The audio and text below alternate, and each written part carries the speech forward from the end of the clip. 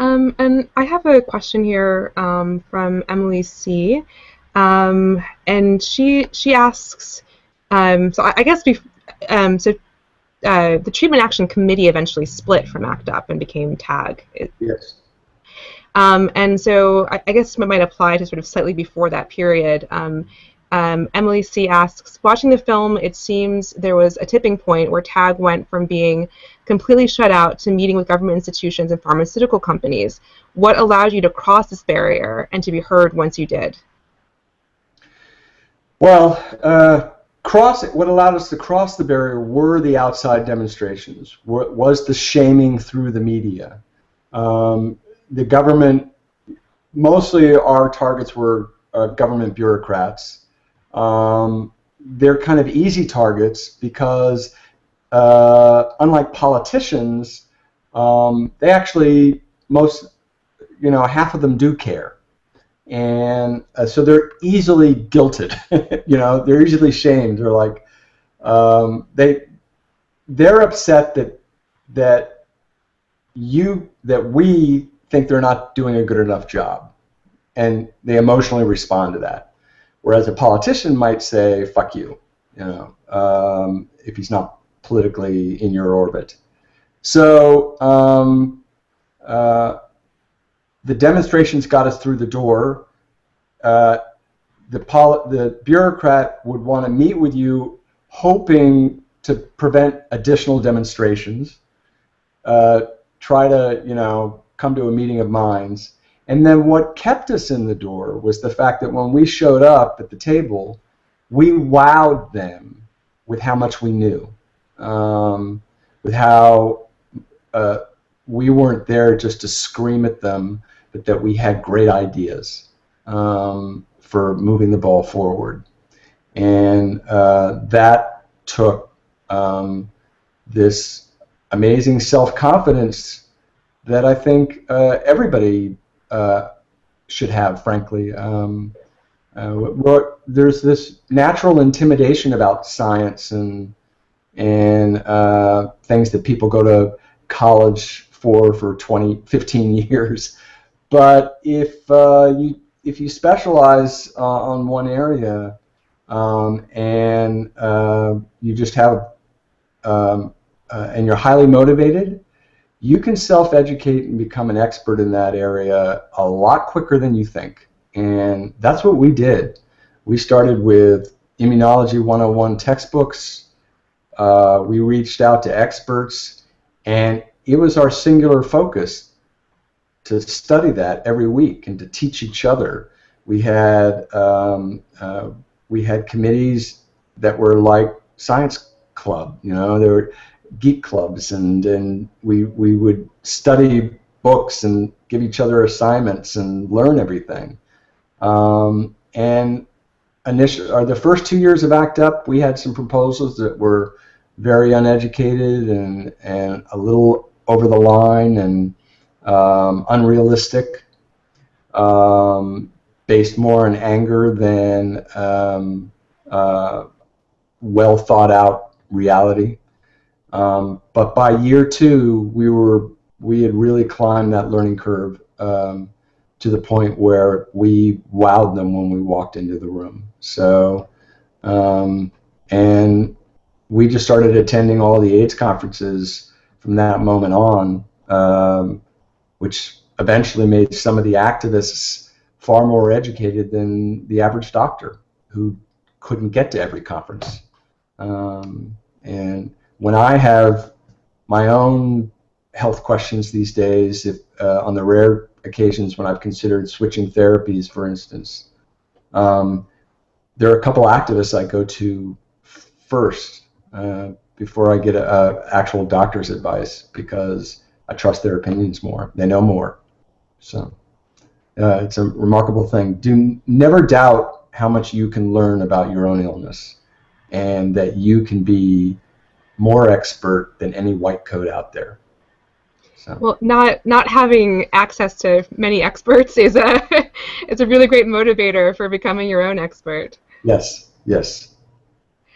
And so talk to me a little bit about sort of I mean, there were a number of things happening at once, and I'm curious, sort of, why you decided, you and others decided to sort of split from ACT UP and form TAG, but also more broadly, sort of, what did you feel were the limits of direct action? I mean, I think we often feel, or there's a debate within the community about sort of how civil or not we should be, about how much we should be working outside of the system versus, trying to maintain that access to the venues where we do have a voice. But then we often find that our voices are not actually listened to. Things are not really implemented, and there's a sort of this way that we're kind of enacting Right.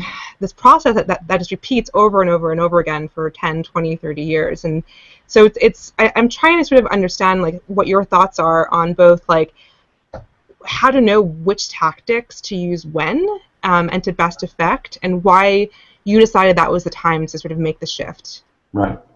Well, civil disobedience is not some sacrosanct thing. It's not it's not a way to live. In my book, it is for some people. For me, I've always viewed it as a tool. It's a tool you use when all your easier tools don't work. And almost from the beginning, ACT UP was always willing to. We never had a policy where we'd say, we're not going to talk to you. We're just going to make your life hell. We always said, we want to talk to you. We might make your life hell during this process, but we'll always sit down with you and tell you what we think and listen to what you think. So trying to get those meetings, trying to find your allies, and trying to get things done the easy way is, I think, just being smart. And if you can get stuff done, if you can move the ball forward by finding allies and getting them on your side and getting a policy change that way, then that's the way you should go.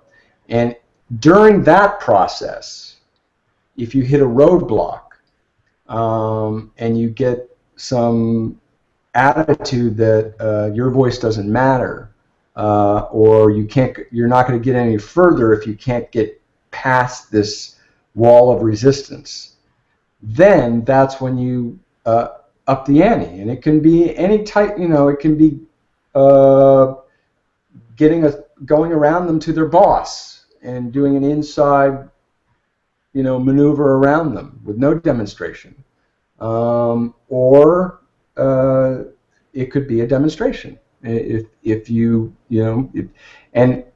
in your case, you've got Congress appropriating very little. So as far as the first steps is to see if you can find allies in Congress and work with them in trying to increase the NIH budget or get hearings on this issue in Congress. And if everybody's giving you the cold shoulder, then consider a demonstration. And not all these things have to be gigantic, and you don't have to climb on buildings. I know this is a huge issue for your movement and your illness. There was a very famous demonstration during the Americans with Disabilities Act debate in the very early, either late 80s or very early 90s, I think it was. The bill that Bob Dole pushed, the ADA that we all know today. I watched that whole thing played out, and there was a demonstration for the wheelchair access, and with many paraplegics in the Capitol Dome, and it was a wheelchair action, and they refused to. And you can imagine the cops trying to remove people with wheelchairs that didn't want to move. It was very dramatic footage because of the police, carrying these wheelchairs out, and So there are creative ways to do this, and there are times you need to do it, and but it should not be considered your first option just because it's good TV.